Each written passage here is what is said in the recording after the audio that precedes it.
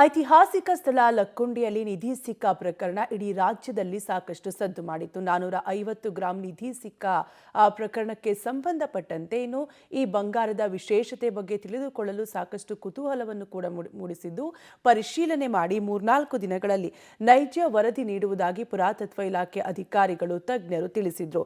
ಇದರ ಬೆನ್ನಲ್ಲೇ ಇಂದು ಸಚಿವ ಎಚ್.ಕೆ. ಪಾಟೀಲ್ ನೇತೃತ್ವದಲ್ಲಿ ಅಧಿಕಾರಿಗಳ ಜೊತೆ ಸಭೆ ನಡೆಯಲಿದ್ದು, ಏನೆಲ್ಲ ಚರ್ಚೆಯಾಗುತ್ತೆ ಅಂತೀರಾ ಈ ಸ್ಟೋರಿ ನೋಡಿ. ಎಲ್ಲರ ಚಿತ್ತ ಗದಗದ ಲಕ್ಕುಂಡಿ ಗುಪ್ತ ನಿಧಿಯತ್ತ. ಗದಗ ಜಿಲ್ಲೆ ಲಕ್ಕುಂಡಿಯಲ್ಲಿ ಸಿಕ್ಕ ನಿಧಿ ರಹಸ್ಯ. ಜಿಲ್ಲಾಡಳಿತ ಭವನದಲ್ಲಿಂದು ಸಚಿವರು ಅಧಿಕಾರಿಗಳ ಸಭೆಯಲ್ಲಿ ನಿಧಿ ಉತ್ಖನನ ಬಗ್ಗೆ ಮಹತ್ವದ ಚರ್ಚೆ.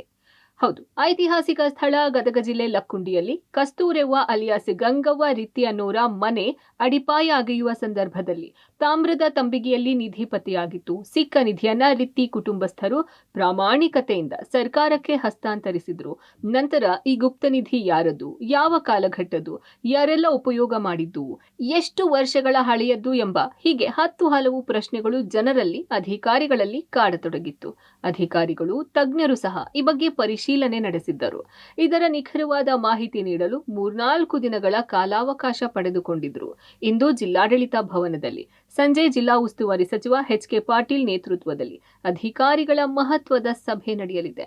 ಈ ಸಭೆಯಲ್ಲಿ ಸಿಕ್ಕ ನಿಧಿ ಹಾಗೂ ಉತ್ಖನನ ಬಗ್ಗೆ ಚರ್ಚೆ ನಡೆಯುವ ಸಾಧ್ಯತೆ ಇದೆ ಅಂತಿದ್ದಾರೆ ಲಕ್ಕುಂಡಿ ಅಭಿವೃದ್ಧಿ ಪ್ರಾಧಿಕಾರದ ಆಯುಕ್ತರು.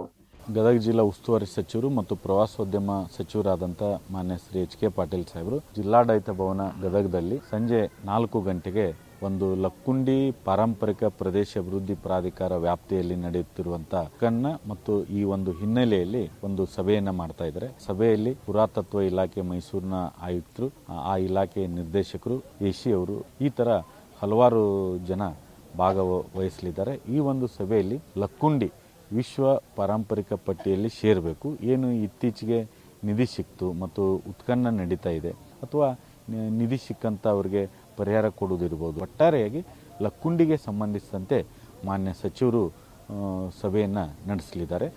ಇನ್ನು ಲಕ್ಕುಂಡಿಯಲ್ಲಿ ಸಿಕ್ಕ ನಿಧಿ ಜಿಲ್ಲಾ ಖಜಾನೆಯಲ್ಲಿ ಭದ್ರವಾಗಿದೆ. ಜಿಲ್ಲಾಧಿಕಾರಿ, ಪುರಾತತ್ವ ಇಲಾಖೆ, ಪ್ರವಾಸೋದ್ಯಮ ಇಲಾಖೆ, ಲಕ್ಕುಂಡಿ ಅಭಿವೃದ್ಧಿ ಪ್ರಾಧಿಕಾರದ ಅಧಿಕಾರಿಗಳು, ತಹಶೀಲ್ದಾರ್ ಸೇರಿದಂತೆ ಪೊಲೀಸರ ಕಣ್ಗಾವಲಿನಲ್ಲಿ ಇದರ ಫೋಟೋ, ವಿಡಿಯೋ ಚಿತ್ರೀಕರಣ ಮೂಲಕ ಪ್ರತಿಯೊಂದನ್ನೂ ಬೇರ್ಪಡಿಸಿ ಪರಿಶೀಲನೆ ನಡೆಸಿದ್ದರು. ನಿಧಿಯ ನಿಖರವಾದ ವರದಿ ಇಂದು ಬರುವ ಸಾಧ್ಯತೆ ಇದೆ.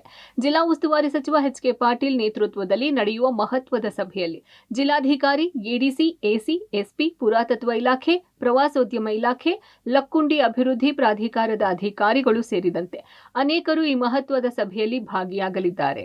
ಸಿಕ್ಕ ಚಿನ್ನಾಭರಣ ಯಾರದ್ದು, ಯಾವ ಕಾಲಘಟ್ಟದ್ದು, ಎಷ್ಟು ವರ್ಷಗಳ ಹಳೆಯದ್ದು ಎಂಬ ವರದಿ ಸಲ್ಲಿಕೆ ಆಗುವ ಸಾಧ್ಯತೆ ಇದೆ ಎಂಬ ಮಾತು ಕೇಳಿ ಬರುತ್ತಿವೆ.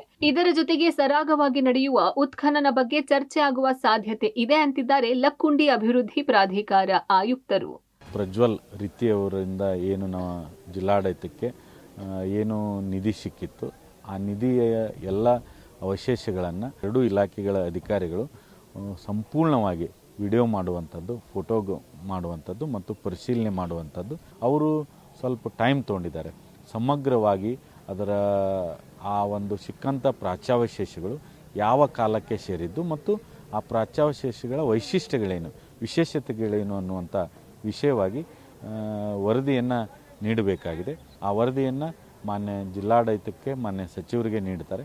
ಅದರ ಆಧಾರದ ಮೇಲೆ ಆ ಒಂದು ಮಾಹಿತಿಯನ್ನು ಮಾಧ್ಯಮಕ್ಕೆ ಹೇಳುವಂಥ ಪ್ರಯತ್ನವನ್ನು ಮಾಡಲಾಗುತ್ತೆ. ಲಕ್ಕುಂಡಿಯಲ್ಲಿ ಗುಪ್ತ ನಿಧಿ ಸಿಕ್ಕ ಬೆನ್ನಲ್ಲೇ ಕೋಟೆ ವೀರಭದ್ರೇಶ್ವರ ಅಂಗಳದಲ್ಲಿ ನಡೆಯುವ ಉತ್ಖನನ ಕಾರ್ಯ ಭರದಿಂದ ಸಾಗಿದೆ. 3ನೇ ದಿನದ ಉತ್ಖನನ ವೇಳೆ ಏನೆಲ್ಲ ಸಿಗಬಹುದು ಎಂಬ ಕುತೂಹಲವಿದೆ. ನಿಧಿಯ ರಹಸ್ಯ ಇಂದು ಬಯಲಾಗುತ್ತಾ? ಗುಪ್ತ ನಿಧಿ ನೈಜ ವರದಿ ಇಂದೇ ಬರುತ್ತಾ? ಮುಂದೇನಾಗಬಹುದು? ಕಾದು ನೋಡಬೇಕು. Bhimanagouda B. Patil, public TV, Gadag.